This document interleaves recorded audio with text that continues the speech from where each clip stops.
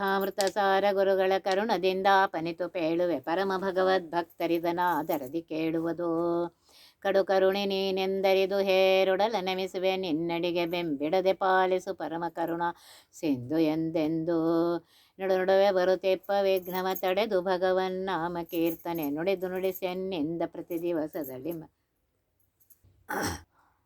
ಹರಿಭಕ್ತಿ ಸಾರದಲ್ಲಿ 81ನೇ ಪದ್ಯ. ಊರು ತನಗೊಂದೆಲ್ಲ ಹೊತ್ತ ಶರೀರಗಳು ಮಿತಿಯಿಲ್ಲ ತಾ ಸಂಚಾರಿಸದ ನೆಲವೆಲ್ಲ ನುಡಿಯದ ಭಾಷೆ ಮತ್ತೆಲ್ಲ ಬೇರೆ ಹೊಸತೊಂದಿಲ್ಲ ಉಣ್ಣದ ಸಾರ ವಸ್ತುಗಳೆಲ್ಲ ತನು ಸಂಚಾರವೇ ಬಗೆಯಾಯ್ತು ರಕ್ಷಿಸು ನಮ್ಮ ನನವರತ. ಈ ಜೀವ ಅನಾದಿ ಕಾಲದ ತನ್ನ ಜೀವನದಲ್ಲಿ ಹುಟ್ಟಿ ಬರದೇ ಇರುವಂತಹ ಊರು ಯಾವುದೂ ಇಲ್ಲ. ಅವನು ತಾಳಿದ ಶರೀರಕ್ಕೂ ಮಿತಿ ಇಲ್ಲ, ಶರೀರಗಳಿಗೂ ಮಿತಿ ಇಲ್ಲ. ಬ್ರಹ್ಮಾಂಡದಲ್ಲಿ ಅವನು ಸಂಚರಿಸದೇ ಇರುವಂತಹ ನೆಲವೂ ಇಲ್ಲ ಅಂತ ಹೇಳ್ತಾ ಇದ್ದಾರೆ. ನುಡಿಯದ ಭಾಷೆ, ಹೊಸ ಭಾಷೆ ಎಂಬುದು ಇಲ್ಲೇ ಇಲ್ಲ, ಎಲ್ಲ ಭಾಷೆಗಳಲ್ಲೂ ಮಾತಾಡಿದ್ದಾನೆ. ಹೊಸದಾದದ್ದು ಯಾವುದು ಉಳಿದಿಲ್ಲ ಅಂತ ಹೇಳ್ತಾ ಇದ್ದಾರೆ.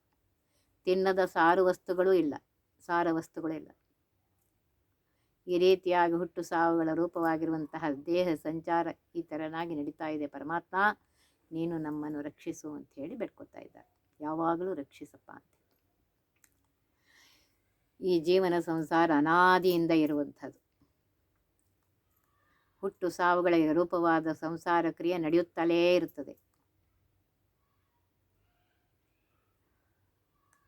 ಅದರಂತೆ ಅವನು ಹೊಂದದ ಶರೀರವು, ಸಂಚರಿಸದೇ ಇರುವಂತಹ ನೆಲವೂ ಇಲ್ಲವೇ ಇಲ್ಲ, ನುಡಿಯದೇ ಇರುವಂತಹ ಭಾಷೆಯೂ ಇಲ್ಲ, ತಿನ್ನದೇ ಇರುವಂತಹ ವಸ್ತುಗಳೂ ಇಲ್ಲ. ಹೀಗೆ ಜೀವನ ಅನುಭವಕ್ಕೆ ಯೋಗ್ಯವಾದ ಸ್ಥಳ, ಸಕಲ ಸ್ಥಳ ಮೊದಲಾದವುಗಳು ಎಲ್ಲ ಅನುಭವವನ್ನು ಹೊಂದಿರ್ತಾನೆ. ಆದ್ದರಿಂದ ಇಂಥ ಘೋರ ಸಂಸಾರದ ಬಗ್ಗೆ ವಿರಕ್ತಿಯನ್ನು ಹೊಂದಿ ಶಾಶ್ವತವಾದ ನೆಲೆ ಎನಿಸಿದಂತಹ ವಿಷ್ಣು ಲೋಕವನ್ನು ತಲುಪುವ ಬಗ್ಗೆ ಸಕಲ ಸುಜೀವಿಗಳು ಬದ್ಧ ದೀಕ್ಷರಾಗಬೇಕು ಅಂತ ಹೇಳಿ ಇಲ್ಲಿ ಹೇಳ್ತಾ ಇದ್ದಾರೆ.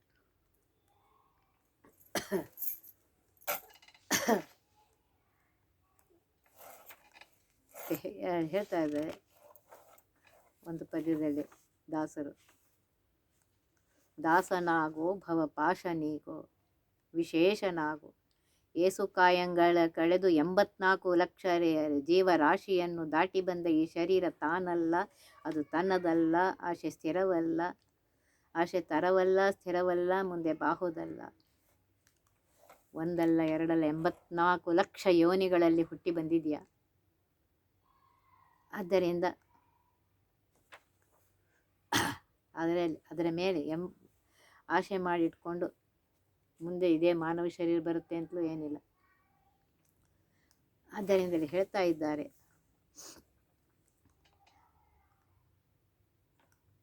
ಆ ಪರಮಾತ್ಮನ ಪಾದವನ್ನು ನಂಬಿ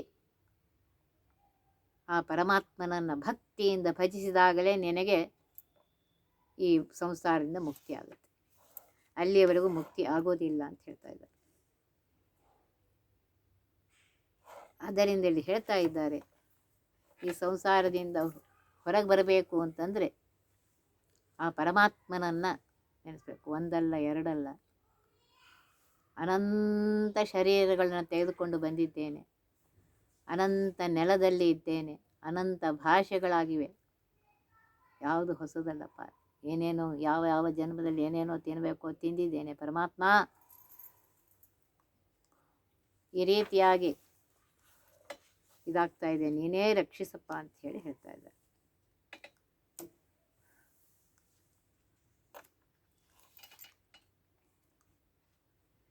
ಅದರಿಂದ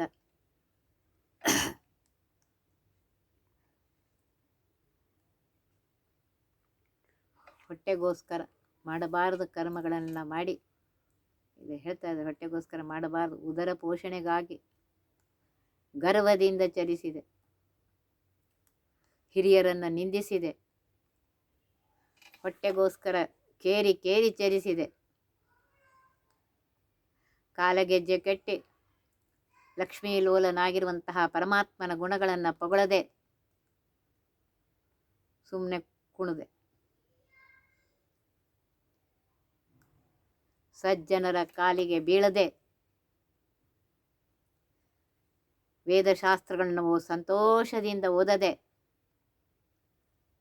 ವೇದವ್ಯಾಸರು ದೇವರು ಬರೆದಿರುವಂತಹ ಭಾಗವತವನ್ನು ಕೇಳದೆ, ಹೊಟ್ಟೆಗೋಸ್ಕರ ಹುಚ್ಚರಂತೆ ತಿರುಗುತ್ತಪ್ಪ.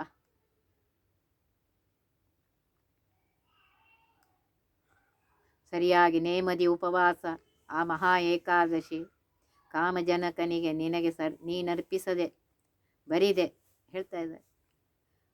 ನಾವೇನು ಏಕಾದಶಿ ಉಪವಾಸ ಮಾಡಲಿಲ್ಲ, ಕಾಮಜನಕನಾಗಿರುವಂತಹ ಮಾಡಿ ಆ ಪರಮಾತ್ಮನಿಗೆ ಅರ್ಪಿಸ್ತಿಲ್ಲ, ಸುಮ್ಮನೆ ಕಾಲವನ್ನು ಹಾಳು ಮಾಡಿದೆ. ಯಮನ ಕೈಗೆ ಸಿಗ್ತೇವೆ ಹೊರತು ಪರಮಾತ್ಮನ ಅನುಗ್ರಹ ಆಗಬೇಕಾಗಿದ್ದರೆ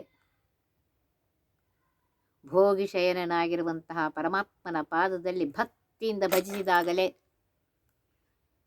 ಭೋಗಿ ಶಯನ ಅಂದರೆ ಶೇಷಶಾಹಿಯಾಗಿರುವಂತಹ ಪರಮಾತ್ಮನಲ್ಲಿ, ಅವನ ಪಾದದಲ್ಲಿ ಭಕ್ತಿಯಿಂದ ಭಜಿಸಿದಾಗಲೇ, ದಾಸನಾಗಿ ಭಕ್ತಿಯಿಂದ ಭಜಿಸಿದಾಗಲೇ ಪರಮಾತ್ಮನ ಅನುಗ್ರಹ ಆಗುತ್ತೆ, ಇಲ್ಲದೇ ಆಗೋದಿಲ್ಲ ಅಂತ ಹೇಳ್ತಾರೆ.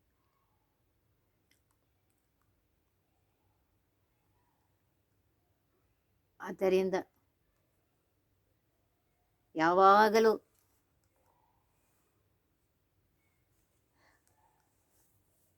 ಮಾನವ ಜನ್ಮ ಬಂದಾಗ ಆ ಪರಮಾತ್ಮ ಕೊಟ್ಟಿದ್ದರಲ್ಲಿ ಸಂತೋಷದಿಂದ ಇದ್ದು ಪ್ರತಿ ಕ್ಷಣಕ್ಕೆ ಅವನನ್ನು ಸ್ಮರಣೆ ಮಾಡ್ತಾ ಇರಬೇಕು ಅಂತೇಳಿ ಹೇಳ್ತಾ ಇದ್ದಾರೆ. ಹಾಗೆ ದಾಸನಾದಾಗಲೇ ಭವಪಾಶದಿಂದ ನೀನು ಮುಕ್ತನಾಗ್ತಿ, ಇಲ್ಲದೇ ಇದ್ದರೆ ಮುಕ್ತನಾಗೋದಿಲ್ಲ ಅಂತ ಹೇಳಿ ಹೇಳ್ತಾ ಇದ್ದಾರೆ ದಾಸರು.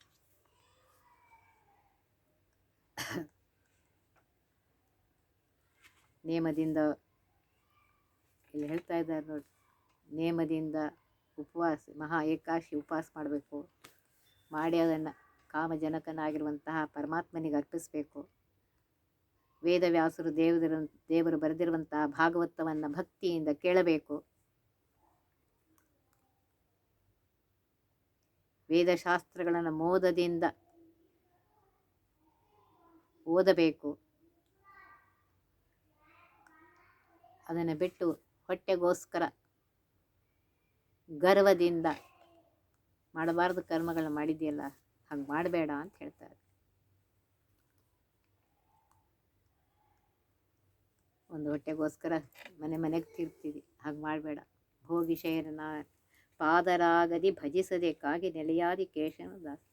ಅವನ ಪಾದದಲ್ಲಿ ಭಜಿಸಪ್ಪ, ಅವನಿಗೆ ಶರಣು ಹೋಗು, ಅವನನ್ನು ಭಜಿಸು. ಯಾವ ವರ್ಣದಲ್ಲಿದ್ದೀಯಾ, ಯಾವ ಆಶ್ರಮದಲ್ಲಿದ್ದೀಯಾ, ವರ್ಣಾಶ್ರಮ ಧರ್ಮಗಳನ್ನು ಪಾಲಿಸು, ಪ್ರತಿ ಕ್ಷಣಕ್ಕೆ ಅವನನ್ನು ನೆನೆಸು ಅಂತ ಹೇಳ್ತಾ ಇದ್ದಾರೆ. ಆಗಲೇ ನಿನಗೆ ಪರಮಾತ್ಮನ ಅನುಗ್ರಹ ಆಗುತ್ತೆ. ಒಂದೊಂದು ಪದ್ಯದಲ್ಲಿ ಎಷ್ಟು ಹೇಳ್ತಾ ಇದ್ದಾರೆ ನೋಡಿ. ಗೋಪುರದ ಭಾರವನುಗಾರೆಯ ರೂಪದೋರಿದ ಪ್ರತಿಮೆಯಂದದಿ ಈ ಪರಿಯ ಸಂಸಾರ ಭಾರವನಾರು ತಾಳುವರೋ. ತಾಪರಾಕ್ರಮಿಯಂದು ಮನುಜನು ಕಾಪಥವನೈದುವನು ವಿಶ್ವವ್ಯಾಪಕನು ನೀನಹುದು ರಕ್ಷಿಸು ನಮ್ಮ ನನವರತ.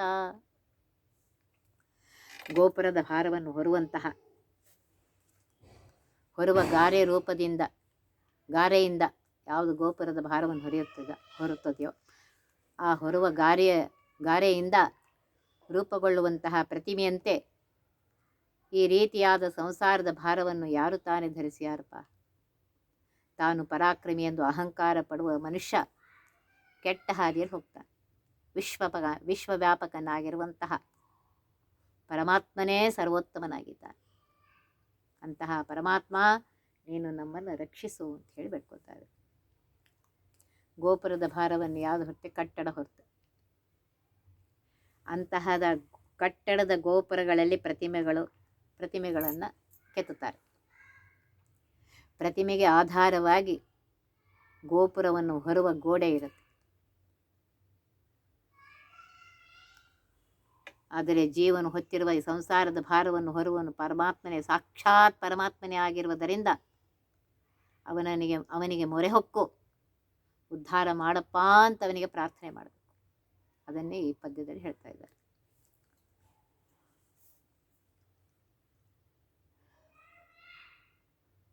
ಮೇಲ್ನೋಟಕ್ಕೆ ಗೋಪುರದ ಗೋಡೆಯಲ್ಲಿನ ಪ್ರತಿಮೆಗಳೇ ಕಟ್ಟಡದ ಭಾರವನ್ನು ಹೊತ್ತಂತೆ ಕಾಣಿಸುತ್ತೆ. ಆದರೆ ಅದು ವಸ್ತುಸ್ಥಿತಿ ಅಲ್ಲ, ಅದಲ್ಲ. ಗೋಡೆಗಳ ಮೇಲೆ, ಭಾರ ಹೊತ್ತ ಗೋಡೆಗಳ ಮೇಲೆ ಪ್ರತಿಮೆಗಳನ್ನು ಕೆತ್ತಲ್ಪಟ್ಟಿರ್ತಾರೆ. ಕಟ್ಟಡಕ್ಕೆ ಪ್ರತಿಮೆಗಳ ಆಸರವಾಗಿಲ್ಲ, ಪ್ರತಿಮೆಗಳಿಗೆ ಕಟ್ಟಡದ ಗೋಡೆಗಳೇ ಆಸರವಾಗಿವೆ. ಅದರಂತೆ ನಮ್ಮ ದೇಹವು ಒಂದು ಕಟ್ಟಡ. ಇದನ್ನು ಆಧರಿಸಿ ಈ ಜೀವ ಇದೆ.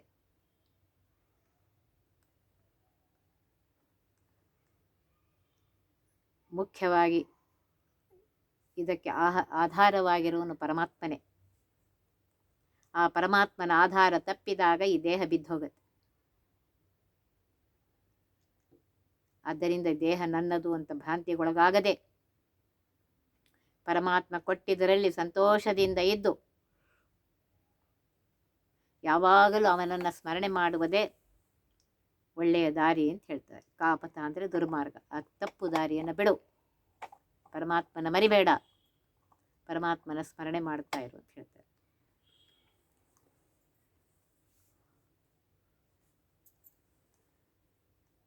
ಆದ್ದರಿಂದ ಇಲ್ಲಿ ಹೇಳ್ತಾ ಇದ್ದಾರೆ, ಎಲ್ಲರಿಗೂ ಆಧಾರ ಪರಮಾತ್ಮನೇ. ಸರ್ವತಂತ್ರ ಸ್ವತಂತ್ರ ಪರಮಾತ್ಮ ಒಬ್ಬನೇ. ಅವನನ್ನು ನಂಬಿ ಇರು, ಆಗ ಪರಮಾತ್ಮ ನಿನ್ನನ್ನು ರಕ್ಷಣೆ ಮಾಡೇ ಮಾಡ್ತಾನೆ ಅಂತ ಹೇಳ್ತಾ ಇದ್ದಾರೆ. ಬೀಜ ವೃಕ್ಷದೊಳಾಯ್ತು ವೃಕ್ಷಕ್ಕೆ ಬೀಜವಾರಿಂದಾಯ್ತು ಲೋಕದೆ ಬೀಜ ವೃಕ್ಷ ನ್ಯಾಯವಿದ ಭೇದಿಸುವರಾರಿನ್ನೂ ಸೋಜಿಗವನಿ ಬಲ್ಲೆ ನಿನ್ನೊಳು ರಾಜಿಸುತ ಮುಳೆದೋರುವುದು ಸುರ ರಾಜನಂದನ ನಮಿತ ರಕ್ಷಿಸು ನಮ್ಮನ ನವರತ. ಬೀಜದಿಂದ ವೃಕ್ಷ ಹುಟ್ಟುತ್ತೆ. ವೃಕ್ಷಕ್ಕೆ ಆ ಬೀಜ ಕಾರಣವಾಗಿದೆ. ಬೀಜದಿಂದ ವೃಕ್ಷನೋ ವೃಕ್ಷದಿಂದ ಬೀಜವೋ, ಇದು ಬೀಜ ವೃಕ್ಷನಾಯ. ಇದು ಭೇದಿಸಲಾಗದ ಒಗಟು ಅಂತ ಹೇಳ್ತಾರೆ. ನಿಜಕ್ಕೂ ಇದು ಆಶ್ಚರ್ಯಜನಕವಾಗಿದೆ. ಇದರ ನಿಜವಾದ ರಹಸ್ಯ ತಿಳಿದವನು ನೀನೊಬ್ಬನೇ ಪರಮಾತ್ಮ ಅಂತ ಹೇಳ್ತಾರೆ. ನಿನ್ನನ್ನು ಆಶ್ರಯಿಸಿ ಈ ಜಗತ್ತು ಹುಟ್ಟತ್ತೆ. ನೀನು ಸುರರಾಜನಾಗಿರುವಂತಹ ಇಂದ್ರನ ಮಗನಾದ ಅರ್ಜುನನಿಂದ ವಂದಿತನಾದವನು. ಅಂತಹ ಪರಮಾತ್ಮ ನಮ್ಮನ್ನು ಯಾವಾಗಲೂ ರಕ್ಷಣೆ ಮಾಡಪ್ಪ ಅಂತ ಹೇಳಿ ಪ್ರಾರ್ಥನೆ ಮಾಡ್ತಾ ಇದ್ದಾರೆ ಪದ್ಯದಲ್ಲಿ.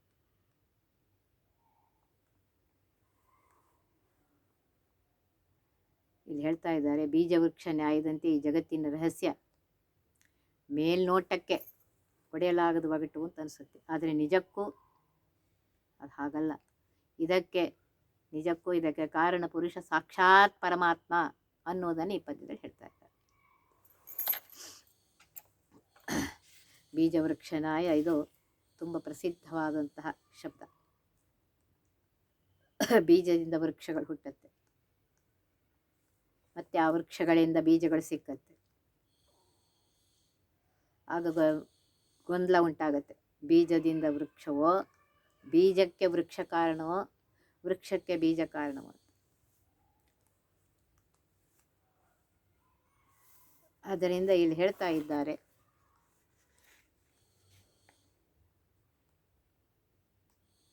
ಈ ದೋಷವನ್ನು ಪರಿಹಾರ ಮಾಡೋದಕ್ಕೋಸ್ಕರ ಒಂದೇ ಒಂದು ಪರಮಾತ್ಮನ ಸರ್ವೋತ್ತಮತ್ವ ತಿಳಿದುಕೊಂಡಾಗಲೇ ಇದರ ಪರಿಹಾರ ಸಿಕ್ಕತ್ತೆ.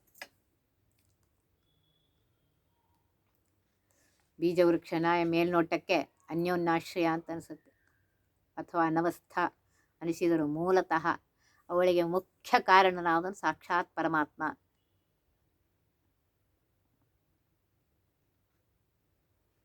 ಎಲ್ಲದಕ್ಕೂ ಕಾರಣ ಪರಮಾತ್ಮನೇ.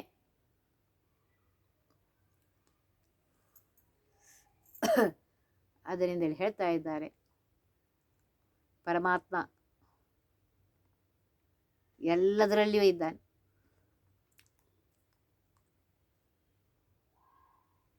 ಎಲ್ಲ ಅವಸ್ಥೆಯಲ್ಲಿಯೂ ಇದ್ದಾನೆ, ಎಲ್ಲ ಕಾಲದಲ್ಲಿಯೂ ಇದ್ದಾನೆ.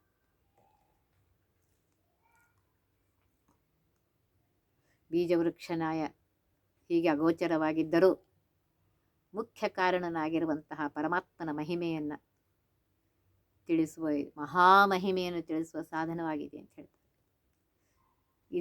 ಇದನ್ನು ತಿಳಿದೇ ಇರುವಂತಹ ಜನರು ಅನವಸ್ಥೆ ಕಾರಣವಾದಂಥ ದೊಡ್ಡ ದೋಷಕ್ಕೆ ಸಿಕ್ಕಾಕೋತಾರೆ. ಆ ತಪ್ಪು ತಿಳುವಳಿಕೆಯನ್ನು ದಾಸರು ದೂರ ಮಾಡುವುದಕ್ಕೋಸ್ಕರ ಪರಮಾತ್ಮನೇ ಜಗಜ್ಜನ್ಮಾದಿಕರ್ತ ಅಂತ ಸತ್ಯವನ್ನು ಇಲ್ಲಿ ಹೇಳ್ತಾ ಇದ್ದಾರೆ. ಜಗತ್ತಿನ ಸಕಲಕ್ಕೂ ಮುಖ್ಯ ಕಾರಣ ಪರಮಾತ್ಮನಾಗಿದ್ದಾನೆ ಅನ್ನುವ ಮಹಿಮೆಯನ್ನು ಇಲ್ಲಿ ಹೇಳ್ತಾ ಇದ್ದಾರೆ.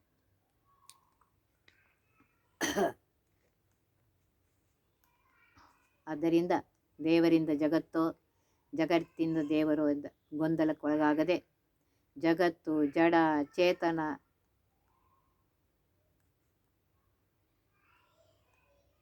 ಎಲ್ಲವೂ ಪರಮಾತ್ಮನ ಅಧೀನದಲ್ಲಿ. ಜೀವರಿಗೆ ಎಂದೂ ಯಾವ ಕಾಲಕ್ಕೂ ಸ್ವಾತಂತ್ರ್ಯ ಇಲ್ಲವೇ ಇಲ್ಲ. ಸ್ವತಂತ್ರ ಕರ್ತ ಅವನೊಬ್ಬನೇ. ಆದ್ದರಿಂದ ಜಗತ್ತಿಗೆ ಕಾರಣ ಅವನೇ ಆಗಿದ್ದಾನೆ. ಹಾಗೆ ತಿಳಿದುಕೊಂಡಾಗಲೇ ಪರಮಾತ್ಮನ ಅನುಗ್ರಹ ಆಗುತ್ತೆ, ಮೋಕ್ಷ ಸಿಕ್ಕತ್ತೆ.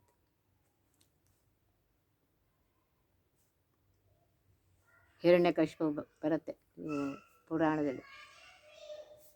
ಪರಮಾತ್ಮನ ಅಸ್ತಿತ್ವಕ್ಕೆ, ಭಗವಂತನಾಗುವಂತಹ ವಿಷ್ಣುವಿನ ಅಸ್ತಿತ್ವಕ್ಕೆ ಋಷಿಗಳು ಮಾಡುವ ಯಾಗಾದಿಗಳೇ ಆಸರೆ ಅಂತ ತಪ್ಪು ತಿಳಿದುಕೊಂಡು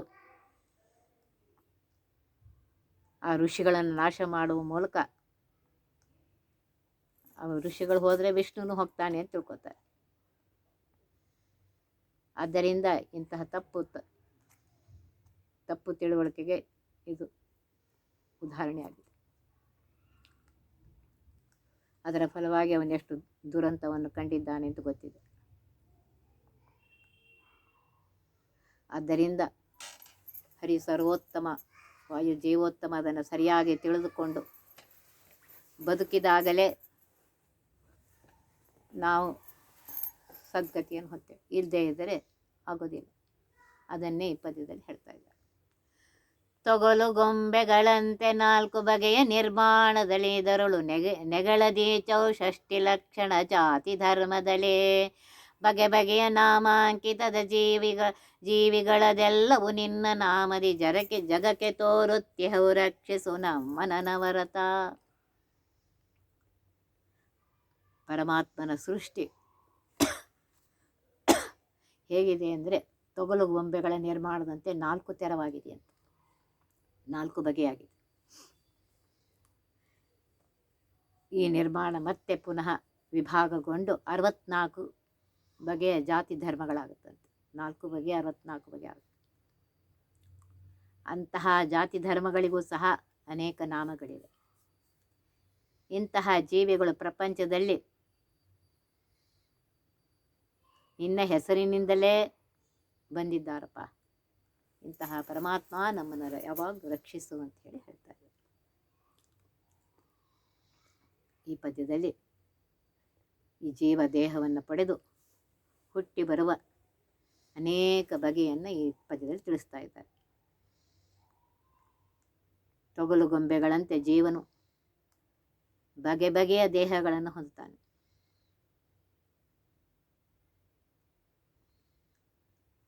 ಅಂತ ಮೊದಲು ಹೇಳಿದ್ರೆ, ತೊಗಲು ಬೊಂಬೆಗಳು ಹೇಗೆ ಚರ್ಮದಿಂದ ಮಾಡಲ್ಪಟ್ಟಿರುವವೋ ಹಾಗೆ ಈ ಜೀವನ ಬಾಹ್ಯ ದೇಹವು ಭೌತಿಕವಾದದ್ದು. ತ್ವಕ್, ಚರ್ಮ ಮೊದಲಾದ 7 ಧಾತುಗಳಿಂದ ನಿರ್ಮಾಣವಾಗಿದೆ ಈ ಭೌತಿಕ ದೇಹ. ತೊಗಲು ಬೊಂಬೆಗಳು ಹೇಗೆ ನಶ್ವರವೋ ಹಾಗೆ ಜೀವನ ಬಾಹ್ಯ ದೇಹ ನಶ್ವರವಾಗಿದೆ. ಅದರಲ್ಲೂ ಭೌತಿಕ ದೇಹ ಅತ್ಯಂತ ನಶ್ವರವಾಗಿದೆ ಅಂತೇಳಿ ಹೇಳ್ತಾ ಇದ್ದಾರೆ.